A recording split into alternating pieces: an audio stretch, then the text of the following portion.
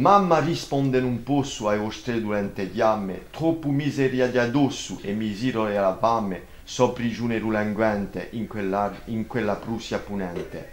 Traken mikin, tra naran. Onek bele guarnese de tonnes avene de kuganor lezer, tord, agoroche du guade. C'est un festival qui est né de la rencontre pendant les 15 ans de vie de Ventoux di Mare, d'Occitans et de Bretons. Et on a décidé, un peu ensemble, de créer un moment où on pourrait rencontrer les différentes cultures, croiser les langues, ouvrir nos oreilles et entendre la poésie qui est dans la langue.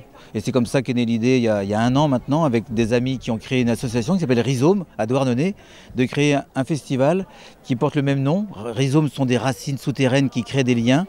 Et donc on a créé ce festival pour inviter tous ces amis d'Occitanie et de Bretagne, avec leurs livres, avec leurs chansons, avec leur cuisine, et comme ça créer un instant, comme on a toujours fait, de rencontres et de débats.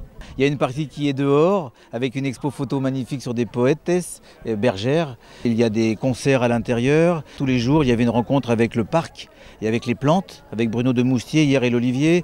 Il y a toujours un lien comme ça avec le paysage et la nature, pour que les gens qui viennent de l'extérieur aussi s'abreuvent ou découvrent la culture d'ici. Et puis il y a des rendez-vous, comme tout de suite avec Alain Demilio et Stéphane Moal, il y a des rendez-vous autour de tables rondes, de discussions autour de la poésie et de la langue.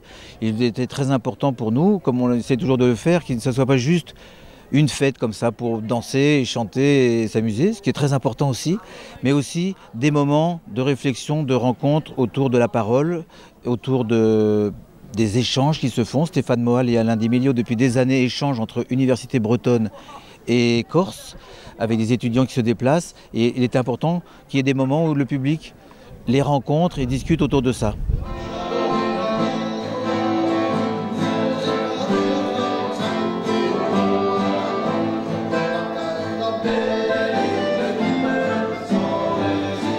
Remettre la poésie, le poétique au centre des choses.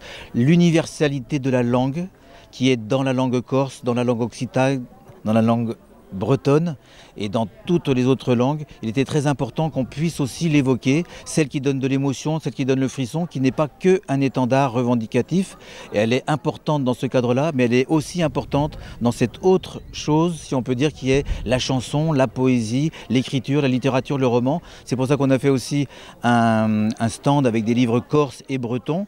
Et c'est cette envie d'ouvrir les oreilles. Même quand on ne comprend pas la langue, on est parcouru par quelque chose de très profond. C'est cette chose-là qu'on voudrait laisser résonner, parce qu'elle semble très importante dans cette époque où tous les peuples, si on veut, toutes les nations voudraient commencer à s'affronter les unes aux autres, de montrer que nous partageons finalement la même émotion dans le son et dans la musique de la langue. C'est ça qu'on essaye de faire, c'est minimaliste.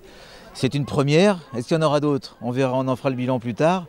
Mais voilà, c'était cette envie qui parcourait nos amis bretons et occitans, et on l'a mis ensemble sur quelques jours de rencontres.